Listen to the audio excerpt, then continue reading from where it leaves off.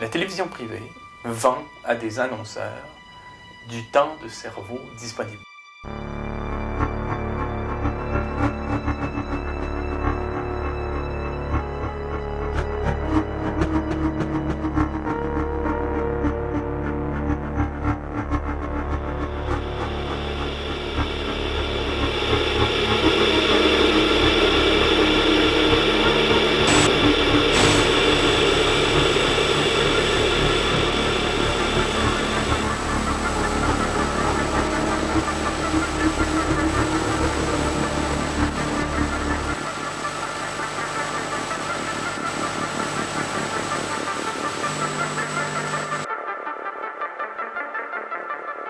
Donc les émissions de variété, les films, l'information, les émissions d'affaires publiques,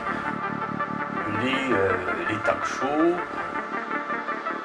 seront calibrés, formatés sur un mode cohérent de façon à ce qu'il s'en dégage un univers.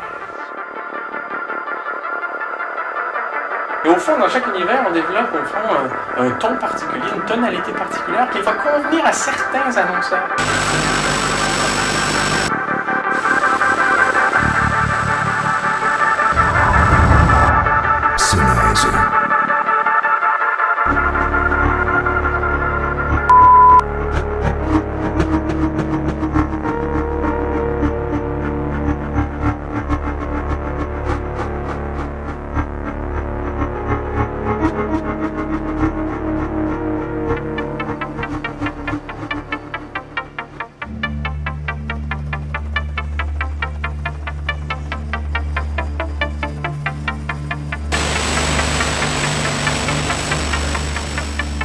On aura dans la publicité effectivement des accompagnements musicaux qui ressemblent drôlement aux thèmes attendus là, dans les émissions, entre guillemets.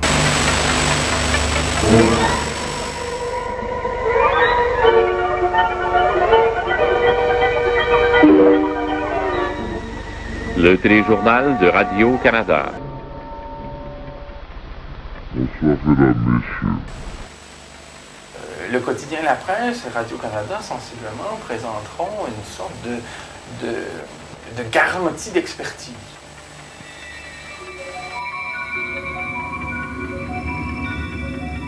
L'information à la radio de Radio-Canada, c'est le monde en direct. Alors que lorsqu'on s'abonne à ces médias-là, on aura accès à une parole savante et qu'on aura le là de la connaissance sur des enjeux qui nous sont offerts. L'information à la radio de Radio-Canada, plus près de vous. Toujours plus loin. Bonsoir, mesdames et messieurs. TVA, c'est autre chose. TVA, ce sera beaucoup plus un rapport affectif à des gens qu'on élève à titre de star ou de vedette. L'important, ce sera qu'une vedette parle d'une maladie mentale qui existe, qu'une vedette parle d'une voiture qui vient d'apparaître sur le marché, qu'une vedette, au fond, soit au centre d'un téléroman. Au fond, c'est par le vedettariat qu'on dégagera une sorte d'affection, de sorte que ce sont ces mêmes vedettes qui, au moment des pauses publicitaires, vendront du savon, des voitures, des journaux, enfin tout ce qu'il faut vendre à travers ce billet-là. On aura acclimaté la spectatrice et le spectateur en fonction des besoins stratégiques et médiatiques des faiseurs d'images en ce qui concerne des produits. Ça a été pensé par des psychologues, des neurologues, des spécialistes de la communication. Hélas, il s'agit d'une science aujourd'hui qui est très finement développée.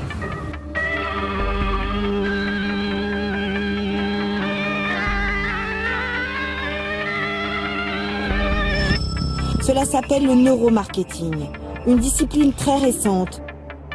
Les zones conscientes de son cerveau, ici en bleu, celles qui font réfléchir, sont désactivées. A l'inverse, la zone des émotions en jaune est allumée. Ça veut dire que ces publicités vous font passer sur un mode émotionnel et non pas sur un mode conscient. Et donc ça, en général, ça va faire une publicité qui fonctionne assez bien puisque les émotions et la décision sont liées. Il n'y a pas de décision sans émotion, il n'y a pas un être purement rationnel, cet être n'existe pas.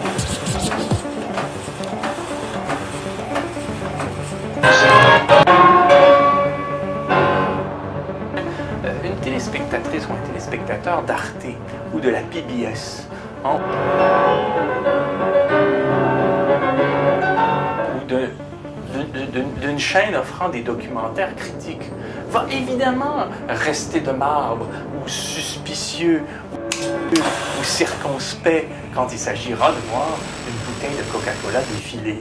C'est-à-dire qu'on aura d'emblée cette attitude qui consiste à réfléchir des choses, à le mettre à distance, à en penser la genèse et les conséquences. Ce qu'on ne fait pas du tout quand on est en quelque sorte engourdi dans les univers des médias.